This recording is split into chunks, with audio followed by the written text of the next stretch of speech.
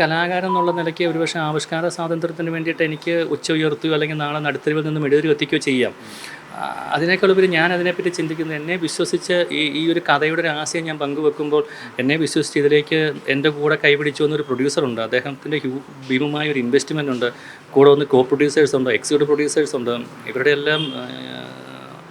എല്ലാം ജീവിതത്തിൽ അധ്വാനത്തിൻ്റെ ഒരു വീതം അല്ലെങ്കിൽ ഒരു വലിയ ഇൻവെസ്റ്റ്മെൻറ്റാണ് സിനിമയിൽ ഇറങ്ങി കിടക്കുന്നത്. സിനിമ എന്ന് പറഞ്ഞാൽ ഒരു ടൈം പീരീഡായിട്ടുള്ളൊരു കമ്മോഡിറ്റിയാണ്. അത് ഇറങ്ങേണ്ട സമയത്ത് മാർക്കറ്റിൽ ഇറക്കാൻ സാധിക്കുന്നില്ല എന്നുണ്ടെങ്കിൽ അത് നമുക്കതിൻ്റെ ഒരു ശരിക്കും നല്ലൊരു ആശങ്ക ഉണ്ടാകുന്നുണ്ട് നീണ്ടുപോകുന്നതിൽ. ഇന്നലെ ഞങ്ങൾക്ക് OTT കമ്പനിയുടെ സൈഡിൽ നിന്നൊരു മെയിൽ വന്നിട്ടുണ്ടായിരുന്നു. ഈ പറഞ്ഞ ജൂലൈ 11-നെങ്കിലും സിനിമ റിലീസ് ചെയ്യാൻ സാധിക്കുന്നില്ല എന്നുണ്ടെങ്കിൽ അവർ കരാറിൽ നിന്ന് പിന്മാറുക എന്ന് പറഞ്ഞ ഞങ്ങൾക്കൊരു മെയിൽ വന്നിട്ടുണ്ട്. അത് ഞങ്ങൾ കോടതിയിൽ നിന്ന് പ്രൊഡ്യൂസ് ചെയ്തിരുന്നു.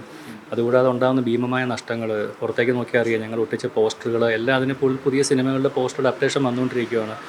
ഇനിയൊരു വിധി ബുധനാഴ്ച, ഈ പറഞ്ഞ പോലെ ശനിയാഴ്ച കോടതി ഈ സിനിമ കണ്ട് ശനിയാഴ്ച ഈ കോടതി രാവിലെ സിനിമ കണ്ട് ബുധനാഴ്ചത്തേനൊരു തീരുമാനം വന്നാൽ പോലും എന്നത്തേന് സിനിമ റിലീസ് ചെയ്യാമെന്നുള്ള കാര്യത്തിൽ അതിൻ്റെ ഒരു കാര്യത്തിനാണ് ഇപ്പോൾ ഞങ്ങൾ ഡിസ്ട്രിബ്യൂഷൻ ഓഫീസിൽ വന്നത്. ഇനി തിയേറ്റർ ചാർട്ടിംഗ് ഉണ്ട്, പുതിയ ഹോർഡിങ്സുകൾ.